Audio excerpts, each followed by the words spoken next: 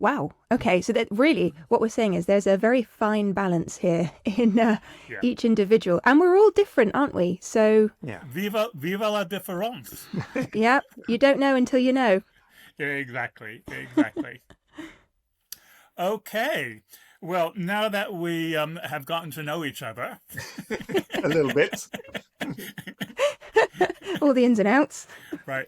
Why don't I sort of kick things off? Yes, Yeah, let's go for it. please Okay. do.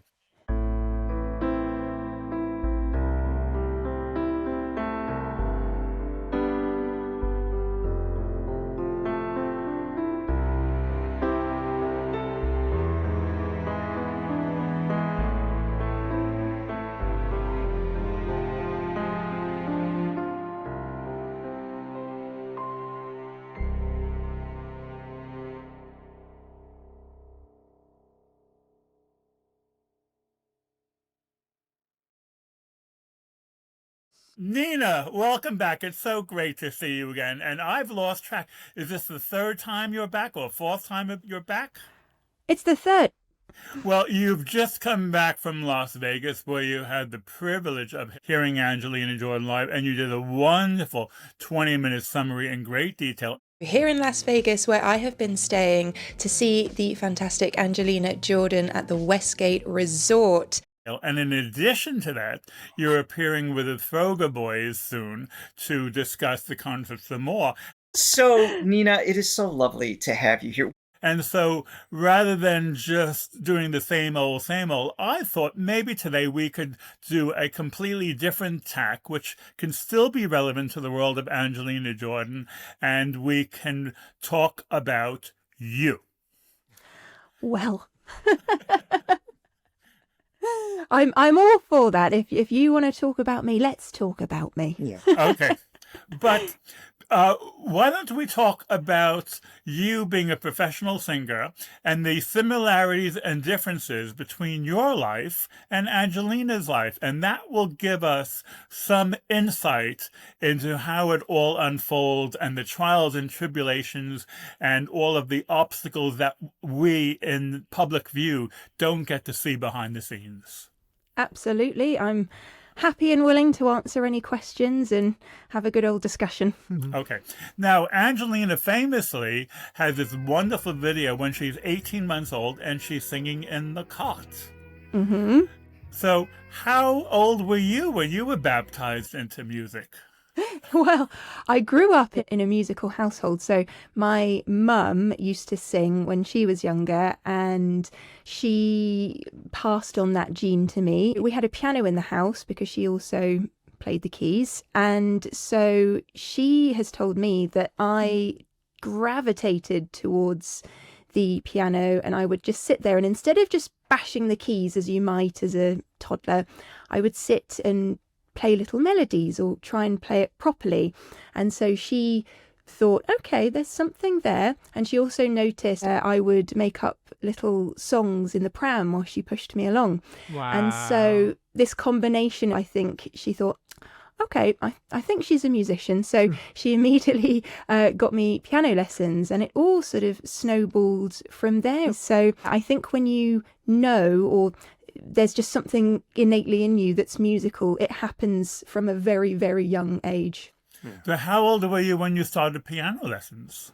I was 4, and maybe I could have gone when I was younger, but generally you don't start students too young because it just doesn't make sense to, unless they're doing some professional role. So 4 was the good age to start with the keys, especially as I had this magnetism towards it and wanted to do it. With this magnetism that you call it, what do you think that is? What is that drive towards music in some people? It's an interesting question. I don't know if I've ever stopped to question that, actually, Pontus. I feel like because it's just always been there, it's just a feeling in me. I guess the same as you naturally breathe or sneeze sometimes, or just like those natural feelings you have. I have this natural feeling towards music that I won't just listen to it. I will also be a part of it, if that makes sense. Yeah. Yeah. Yeah. Nina, let me ask you a very specific personal question. Okay. Did your mother sing to you when she was breastfeeding you? I imagine she must have done. I haven't spoken to her about that, but she must have done. Yeah, absolutely. I'm going to say yes. Okay, because if she did, and I suspect the answer is yes as well, that means that from a very, very young age, from being a baby, music was the same as love and sustenance. Yeah. Yeah, I would agree with that. Yeah, so it basically is just an extended part of what life is rather than an addition. So what are your memories of having piano lessons when you were 4 years old? Do I have many memories of that? I can remember... Do you know what I can remember? I can remember the homework that I got given. I did not like this homework. Okay, so here we go. Music, split into two different things, isn't it? The theory and just the feeling. And when I was 4, I was all about the feeling. But the theory comes with it. So my teacher would give me these little folders. They had a frog on them. I remember that. And I had to go home and fill those bits in. All I wanted to do was play the piano. I didn't want to do the theory. But it's interesting that you just jogged my memory into thinking about that and my love-hate relationship with theory until I got a bit older. Now it's integral to what I do, which is a funny thing to say, that I used to not really like it that much. But yeah, memories are of playing certain pieces from certain books that I'm sure lots of English children would have played. You start with your right hand, then your left hand. Everything's very methodical, and then you start to put things together. There's a real trajectory within a lot of these books that we use as standard in the UK. Started with just the middle C, Alan. Now, when you were 4 years old, did you have a vision that music would be the only thing you would be doing for the rest of your life? I do recall in primary school having the realization that people do music as a job, because of course when you're very young, everyone has those "what are you going to do when you're older" discussions. And when it dawned on me that music was actually what people do as a job, I thought, oh, well, bingo, there it is. That's exactly what I'm going to do. So from a very early age, I locked on to music and knew that was my thing. How did your family think about that? They were extremely supportive. I'm very lucky in that respect. Looking back, they never questioned it. They have definitely said to me, this is a difficult career. Are you sure that this is what you want to do? But there was never any doubt in my mind, and they never said you're not allowed to do it. They would take me to all my music lessons, dance lessons, acting lessons. There was never any doubt that that was going to be the thing I did. Wow. And without jumping too far ahead, has music been a difficult career? It's been a career that I haven't expected. It's one of those things where you think it will be one thing and then it's a multitude of other things. You start music. I think most musicians will start music because they want to play music or write music.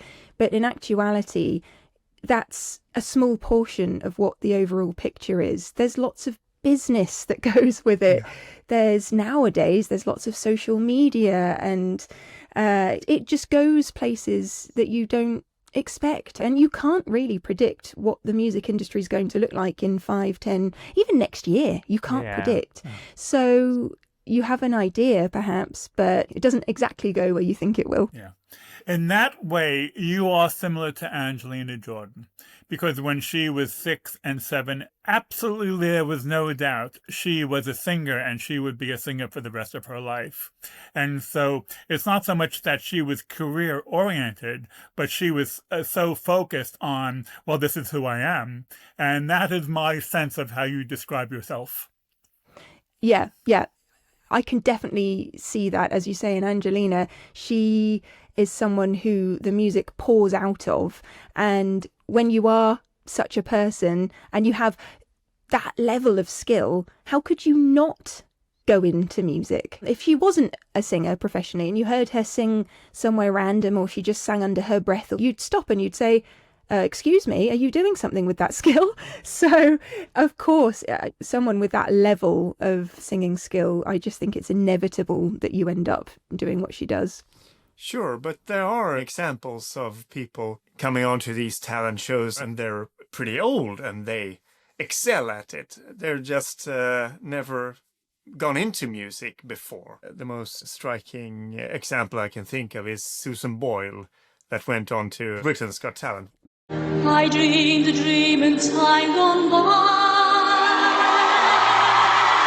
There's lots of people out there with talents who don't end up making it their career. The difference then, maybe there's a lack of confidence in it. Maybe things were different in terms of family setup. There's so many different things, I think, that go into it becoming a viable option as a career. If Angelina hadn't had a supportive family, or if Angelina had some illness that stopped her singing, there's just so many things that can stop you or make you lack that confidence, or life happens. I am in that lucky category where I have never had to question that so much. Let me ask you an unusual question. Go for it. I have a sense of intuition. Angelina has been greatly influenced formatively on many levels by her grandmother. Is that the same in your case? Well, my grandma also played the keyboards, so I would sit around with her while she played. I have lots of memories of her playing Memory from Cats and various other pieces. So wow, yes, in a big respect, I guess I've had this whole generational thing of music that I've just been exposed to from a young age. My brother as well, he grew up playing guitar. So yeah, my dad, not so musical, but I know there was music in his side of the family. I'm not sure about my grandparents on that side because they lived further away, but certainly my mum's mum, musical. Yeah. We interviewed a fellow about a couple of months ago, and he's also a piano player. And while we were interviewing him, he would just turn to the piano and play something to express his feelings even better than he could put into words. Oh, I love that. Was he playing pieces that he was making up, or was he playing well-known pieces? Both. Ah, okay. Alan's the opposite of what Alan's saying, by the way, Pontus, is his version would be.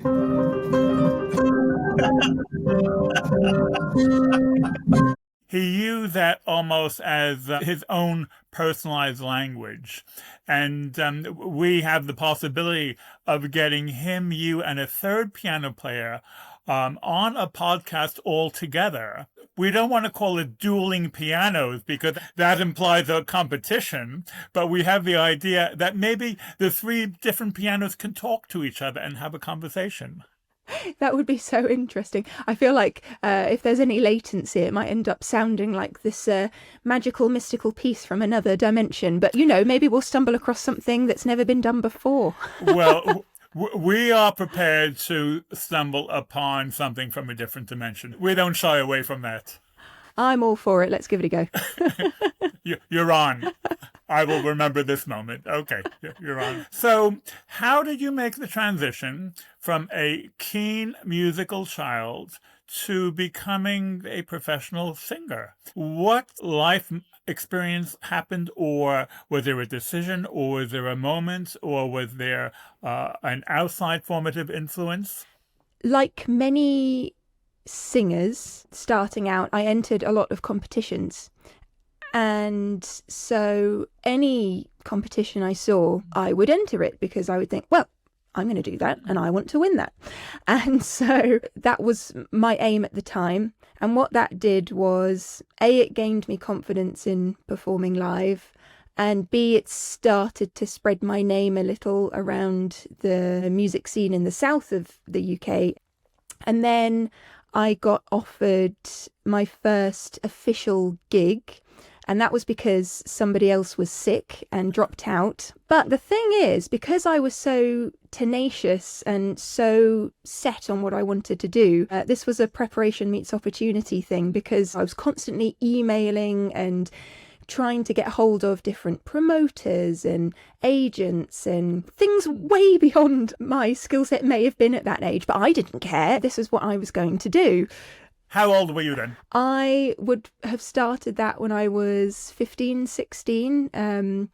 Singing competitions started before then, but that was when at 16 was when I got offered this first official show. So this promoter that I had been in touch with gave me a shot. And then because it went well, I got more gigs from that. And then different promoters were happy to have me on board for different shows. So I started to sing in different pubs and clubs, anywhere that I could around the south of the UK.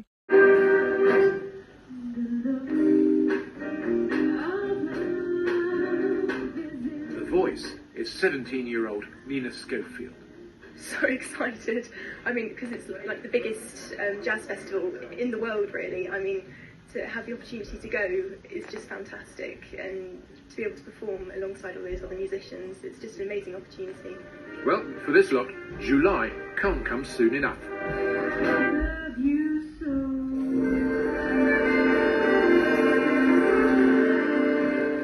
Freddie Rustad, BBC South Today. And then at the same time, I was studying music. I studied music tech and music performance and music itself at college. And then I honed that even more by going and getting a degree in contemporary music and performance and business. And at the same time, the university that I went to, the Academy of Contemporary Music, they are a stepping stone into the industry as well. They would host auditions on site for session work, and so you could audition directly in front of established artists and maybe become their keyboard player or maybe become their backing singer. So that was on my doorstep as well. I was so focused on being a solo artist. That was my one thing that I was really honing my skill on, was playing the piano, singing and writing my own music. I had been writing, I'd say, albums loosely since I was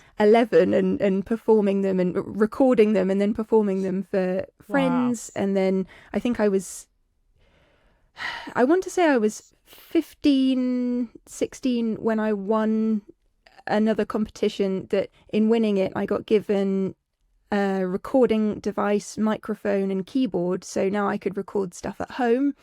Then I decided I want to go into a studio and I want to record some of my original music really like officially, properly. So I did that and uploaded that to MySpace, showing my age here. And back when this was a thing, when I was a teenager, you do one thing and then another thing happens. And it's not that there's this direct path into it. It's almost like a tree, and each of the branches make the tree start to grow. And you started off just as that one thing, and now you're doing all of this. And so each thing ends up leading to the next thing, and then you start getting paid. So I guess that makes it a job. You said something very, very interesting, which immediately made my ears stand up. When you did the university course, it was music and business. Now, for me, those two seem odd bedfellows. To me, those two seem opposite sides of the spectrum. So are you now still your own business manager, or do you have an outside manager, or have you ever had negotiations or dealings with a record company? Well, yes and no to all of the above. At various different points in my life, I've had management and I have had labels and worked with different companies. My current situation is I signed to a publisher called 23rd Precinct under Notting Hill Music Publishing, and they look after a whole spectrum of incredible songs, and they are the company who have helped me land sync placements in Netflix shows and Sky TV. So that's where my writing home is, and I'm signed and continue to be signed by them. In terms of management, currently no management, and I'm happy with that right now. I've worked with managers before, and never quite found my right fit. This is a really key thing. You have to find the exact right person who both understands you and also can move you to where you need to be. And that's a really difficult thing to find. And these days, where I am in my career, I'm happy doing stuff by myself right now. And then I release music. When I release music, it does go under a label that I've worked with a lot in the past, but I'm not signed to them. It's a bit of a different arrangement that I have in place, but they distribute my music, and so I have a solid distribution company. Just make sure that nothing goes wrong. So yes, I've worked with lots of different people throughout my career, and it's an ever-changing thing. You might ask me next year and it might be completely different. Okay. Now, a few months ago, you put out a music video called Down, Down, Down, which we're about to watch. And We are? yes, we are. Because it's very relevant for this conversation, because questions I will have you answer afterwards is, one, did you make this video yourself, or did you have an outside video production team? Did you design the concept, or did you participate in the ideas? And the other thing which struck me was how conscious were you of your target audience? In other words, were you aiming this video for a younger generation? And that is something which is also very relevant to the world of Angelina Jordan, because at the moment, her audience happens to be the age of her grandparents. And if and when she wants to target her audience to a contemporary audience, how is the subtlety of targeting an audience? Is that a conscious process, or does that just happen? Okay, so let's watch the video and then we can talk about all that afterwards, okay? You are a weapon of mass pretension. Psychopath, you'd vote for your own election. Slick, slick talk, but your words present confusion. And now I'm wise, your real scary tales emerging. You think that you're really perfect, but you are not nothing worth it. You think that you're an original, but you're a carbon copy. You, and we go down, down, down. A-list in your own head, D-list in my cold bed. Down, down, down. You think you're someone, but maybe you're no one. Down, down, down. A-list in your own head, D-list in my cold bed. Down, down, down. You think you're someone, but maybe you're no one.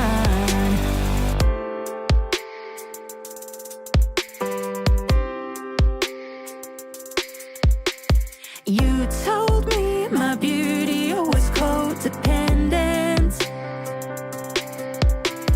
Compliments were wrapped in a poison present. Sad to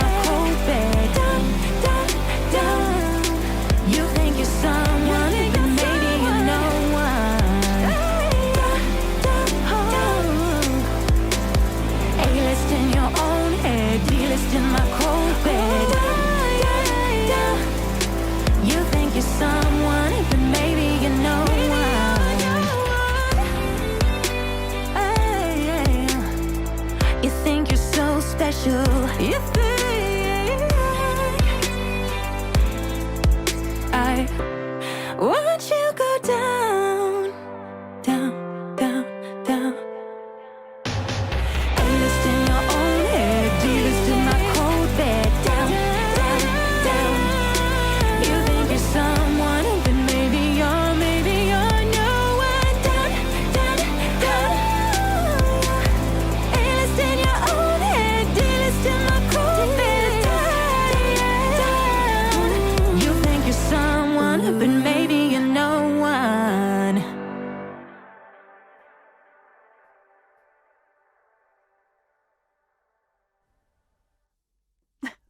Thank you. Thank you. Thank you very much. Thank you. So, Nina, what did you think of all that? Do you know, it's so interesting watching these things back when you haven't watched them in a while, because I don't tend to put on my own videos. Sure. And I tend to watch them with a very analytical point of view, because, of course, I'm looking for every imperfection to see that I got it all right, you know? So, yeah, it's nice to sit back and watch it as a viewer for a second. Okay. Now, how much input did you have in the making of that video, or did you have a team doing it all for you? So this was a collaboration with Glenn Jevon, who I've worked with before on a couple of different videos, and I know him now well, and we get along in a work environment really well. And he's fantastic at what he does. So I got in touch with him. I asked him if he was willing to work with me on the project. I explained I had 4 songs, each of which I wanted to do a video for. A little spoiler there, I've got 2 more videos that haven't come out yet. So he and I sat down and started putting some ideas together. I knew from the offset that I wanted each of the songs from this EP to have a symbol of some sort. So for Down, Down, Down, it was the red rose, and it just made sense to have that appear throughout the video. We sort of discussed the idea that it was a double-edged thing, because a red rose symbolizes love but also has thorns, and there's a thorny side to the lyrics of this song, and so that was really key for us. We then, after talking it through, said, hey, let's just go and do this. So Glenn deals with all of the admin side of stuff. He has a great studio that we went and shot the music video in. It's just a few of us there doing this, and because we've worked together so well before, we actually shot all 4 videos in one day. So that video probably took about an hour and a half maybe to shoot, because we just know each other. So it's like bam, bam, bam, bam, right, we need this shot, and we just get it done. So you can imagine the chaos of all the different outfit changes and makeup changes and trying to reset everything and have everything in place. But I'm really pleased with what Glenn shot and what he managed to do in such a short space of time. So really, I have a lot of thankfulness in my heart for Glenn, who understands my vision and can get it out there in a way that makes sense in a very businesslike manner. So you have a team. Did you have like someone who does wardrobe and someone who does makeup and a stylist? Did you have a team like that? No. I did all the wardrobe myself. I sourced all the outfits myself. I decided on all the makeup looks myself and put it all on myself. So yeah, that was all me. A quick question here that I think Alan would appreciate. There's a chessboard involved. Yes, that was Glenn's idea to represent the game side of the lyrics within the relationship. So your move type thing. I thought it might have been that the king appears to be the most important piece, but it's the queen who has much more power. Well, yes, you spotted the move, huh? Yeah, quite. A couple of specific questions related to that video. Your hair is braided. Now, to me, that strikes me as relating much more and appealing much more to a 20-year-old than a 30-year-old. Was that a conscious choice of yours in targeting a younger audience by having that a braid in your hair? No, it wasn't. I was looking for a dramatic look with my hair. If that ticks the box of appealing to a certain audience, then I guess it has. But I was thinking of a way that I could make the look dramatic and stand out, and B, a way that I could incorporate the roses within my hair. So just purely from a style perspective, to put roses in your hair is a thing. So I needed some kind of landscape that I could do that with. And I wanted a kind of Rapunzel-esque look. So that was where that style came from. But interesting that you feel that it appeals to a specific audience. That's very interesting. Well, I'm sure that's part of the marketing strategy that goes into any big star, that they have a certain target audience, and that's just how marketing works. And the other thing that strikes me about the video are your nails. They are extra long and they're colored and they look really more like spikes on the end of your finger.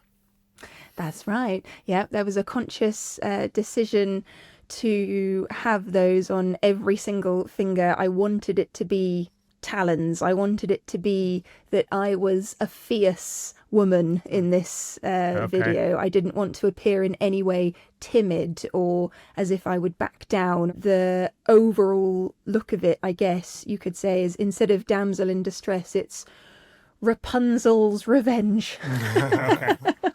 Because your nails look like the thorns on the rose.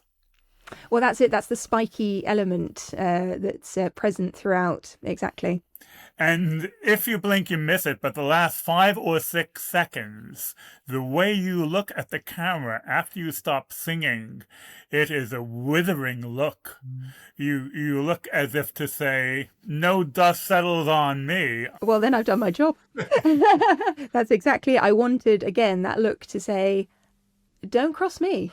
That's what it's saying. Yeah, absolutely. And it's difficult to be able to do that, to portray that. Is that something you learned in acting school? Yeah, I guess I probably did, actually.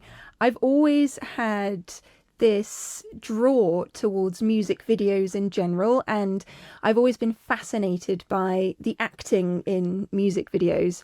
I wouldn't call myself a particularly strong actress, you know, my lane is very much music, but when it comes to acting in music videos, I feel very confident about it. Don't know why that sudden shift, but I'm all for that, and I guess it's a sort of release in a way of what acting ability I do have. Because I think making music videos is an art form all by itself. John Landis, he did American Werewolf in London, and Michael Jackson got him to do Thriller. Exactly. These are movies. They're not just music videos. So what plans do you have in the future, Nina? Or is the future more amorphous? Well, as I gave away earlier, I have 2 more music videos that are at some point coming out. I'm trying to decide. Again, this is the thing, when you don't have that management team around you, it's up to you to decide how the rollout of these things occurs. So I'm currently in the process of looking at what I can do with these other music videos. I'm continually writing, so that's an open-ended what will happen, I don't know. And the landscape of music is continually changing as well. So I'm not entirely sure what kind of technology there will be for me to play around with in terms of music in the future either. I'm sort of hoping, and I don't know if this is a fantasy, but I'm sort of hoping that at some point I'll be able to do some kind of concert where it goes into your home. You've got a front row seat into I'm playing, and you can see me in front of you. That's my aim. Maybe I should create that technology. I don't know. No, it actually exists. I went on a concert on my VR headset. So it was Coldplay who recorded their concert in...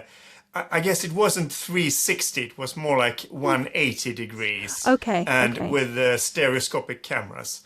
And wow. So if you have the opportunity to go and see one of those concerts where you have this VR headset and sure. you're really in it. It's like you're there and you get really up close. of course, some cameras were in the audience, and you could look around and you could see the audience around you. But then some of the cameras were on stage, and you could really see everything. So where are you sat? Do you have to buy a ticket for a seat? No, it was actually free for MetaQuest users. So you say you can see the audience. Do you see them sat? Some people are up in the gods, some people are... it was like recorded from a real concert. Okay, I see. But everyone gets the same perspective. You're not forcing some people to sit No. in a crazy They just place. placed these special cameras. There were 3D cameras around certain areas. I can tell you actually a little story I have about Chris Martin from Coldplay, because I met him once on an aeroplane, and he's a very nice man. So, you know, they say don't meet your heroes. Well, I say if you get the opportunity to meet Chris Martin, do so, because he's absolutely lovely and will take the time of day to talk to you, even if you're 40,000 feet in the air, and he would rather not be bothered. He didn't get you confused with Gwyneth Paltrow, did he? No. Two different blondes.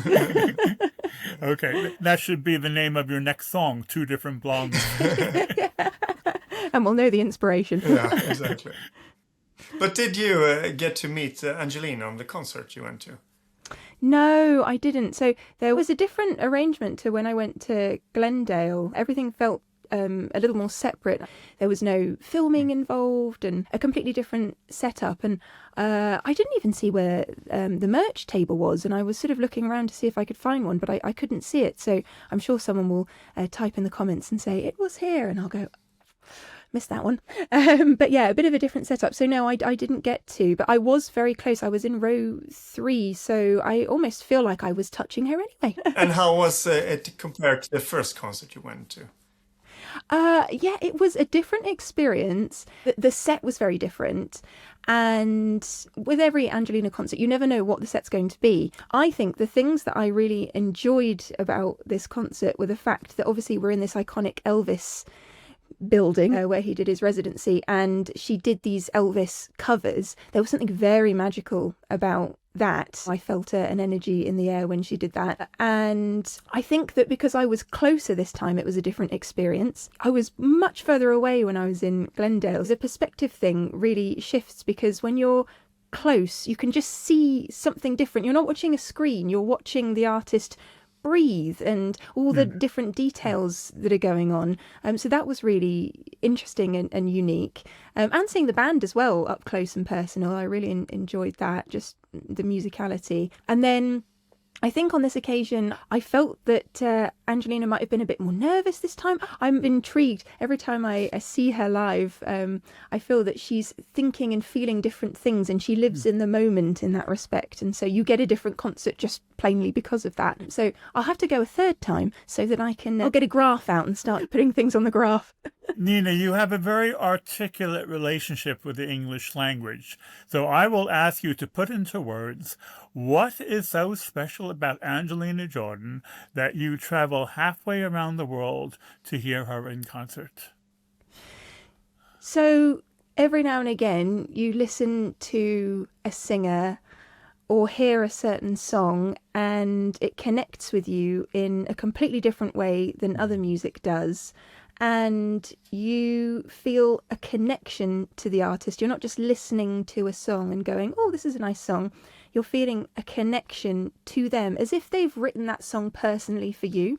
And I have felt that with Angelina. And so what's the next step from listening to it on the recorded version? Hearing it live. And the thing again with Angelina is, because you never know the set list that she's going to do, it plays out live every single second. You're thinking, well, I wonder what is next. And then you get that excitement thinking, oh, it's this song. So it's the connection with the music, but it's also that thrill of seeing her live and feeling the energy in the air in not knowing what's going to be happening. And because you're confident in how Angelina sings and performs, you know that you're in for a good show regardless. So I guess the question is, why wouldn't you? Good answer. So really, your answer is, it's 95% about how it hits you in the heart and in the guts. What happens between your ears doesn't matter when you listen to Angelina. It's how it hits you beyond words. And from what I was saying earlier about how I started music because of that feeling, well, if I feel that in another artist and I feel that connection, I can't help but be drawn to it because I know what that is. And it's that magnetism. You get drawn towards something because you can feel whatever vibration it is that is being emitted. Which other singers give you that same feeling? So I would say Celine Dion does.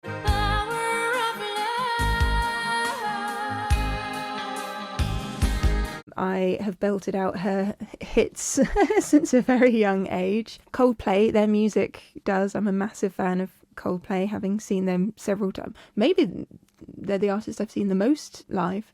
All the things she did, and it was called Yellow. Aurora, she has something magical about her that I am continually just astounded by as well, in a similar vein as Angelina. I was listening to the ocean. I saw a face in the sand, but when I picked it up, then it vanished away from my hands. I get drawn into certain songs away from the artists as well. So, for instance, Ordinary World by Duran Duran is one of my favourite songs, and yet I wouldn't say that I'm the biggest Duran Duran fan. It's just that one song is an obsession of mine. So that kind of thing can happen as well.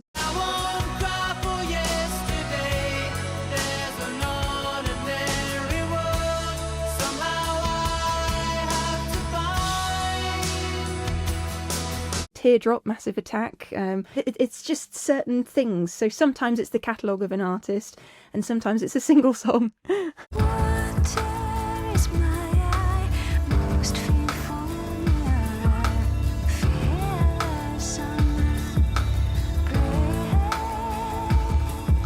You did a very, very interesting TikTok of White Christmas, which is very short, which we're about to hear.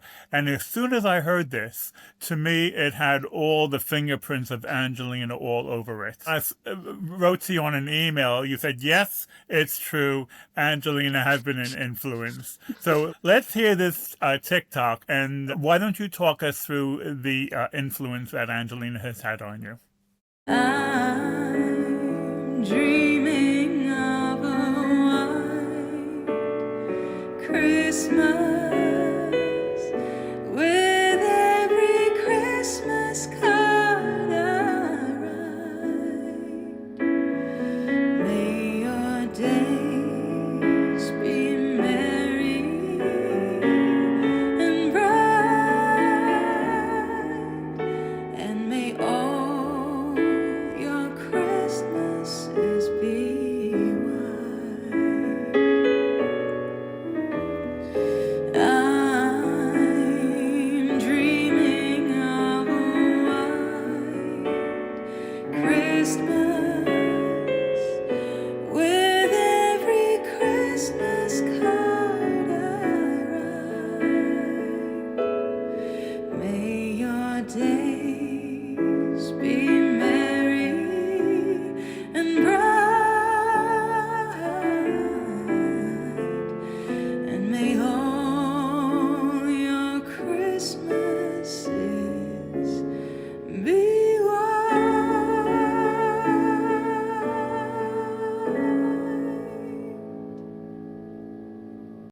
Yay!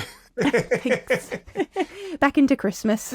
Yes. The question I have for you is, you put emotion into the way you sing, especially, I have to use the L word and say, your voice is layered sometimes when you hit a certain note. And Angelina does that as well. I compare it to a millefeuille, where you have hundreds and thousands of different layers to the pastry. Is that something you are conscious of musically, or is it just spontaneous, or do you have the emotion first and then that translates into the music? What is the process between your brain and your mouth and your vocal cords and your musicality? It's a complex one because I think that a lot of the time you pick up so much inspiration from different artists over the years that you do things subconsciously.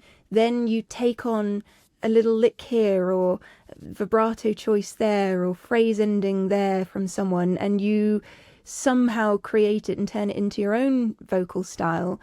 The more you learn about dynamics and technique, the more you incorporate that into your voice. Your voice goes on a journey as you age. Everything changes all the time. So it's 1,000 different things going into that one decision in that moment that you've just picked up along the way. In that particular instance, the Angelina influence is because of the soulful, kind of timeless classic thing that I was going for with that. I mean, it's a classic song anyway. And what I like about what Angelina does with covers is that she can stay true to the original to a certain extent, but then her phrasing differs slightly, or she'll pick a different note, like that last note that I did at the very end of it. And I love stuff like that. You know, I listen to her do that and I go, oh, well, that would be interesting. What if I just went and sang this song and incorporated some different phrasing or a slightly different melody? And thus these covers come to life. So it's a sprinkle of 1,000 other people and then Angelina at the forefront. In the last few years, since I've been involved with Angelina and YouTube, it's not just that I appreciate music more, but I prefer the language of music to the language of speaking or the language of thought. There's something about the spontaneity and the jazziness of life, which music captures so much better than anything else that I know. For me, music is life and life is music, and they're interchangeable. Yeah, I can see that. And I feel like the reason people love music is because it does put into words things that sometimes we can't. It's on another plane of existence. It's in its own dimension, if you will, or it can make you feel like you are having an out-of-body experience or some kind of weird, almost spiritual thing, I think. So language just feels second to that. We put language in the songs, you're going to have lyrics in there, but there's something about the lyrics plus the chord progression plus the dynamics plus the vocalist. All these different things take it somewhere else that just talking can't do. Yeah, and as you say, it's how it hits you. And that is the power of music, and that is probably the most indefinable aspect of music, is how it hits you. Absolutely. If you want to convey a message or to change the status quo in any way, I don't see any better way than to do it with music. It actually goes through your defenses you have surrounding the world and people trying to persuade you on something, and it just goes into your being. That is something that I've discovered when I first saw Angelina perform, is that here is something that gets transmitted. I didn't think that was possible, but it is. It has changed my outlook on how I live my life, just because I listen to Angelina, and that is quite powerful, and I didn't know that was possible. Isn't that amazing?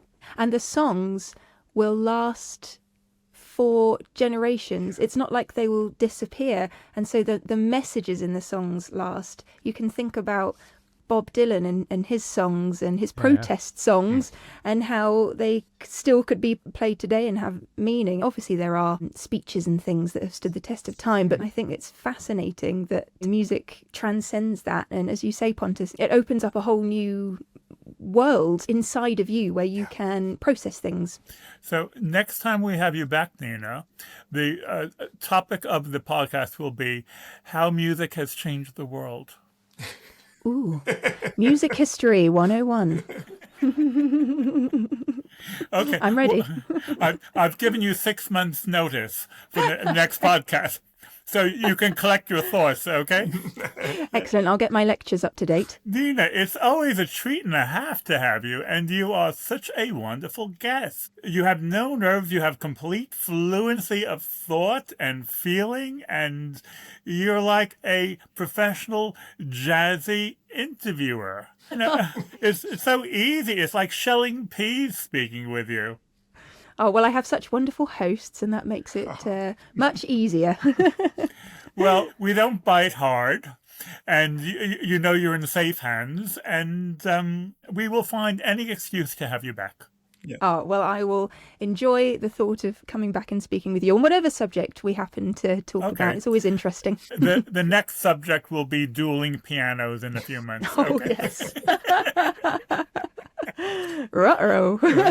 Exactly. You should look forward to it because it's a meeting of kindred spirits. You'll meet two other people who have the same skill set as you, and you will bounce off each other like Tweedledee and Tweedledum. I can't wait. I can't wait to see what we do. Yeah. Great. Okay. Thank you, Nina. It's been wonderful. Yes. It's been Thank wonderful. you. Thank you. Thank you so much.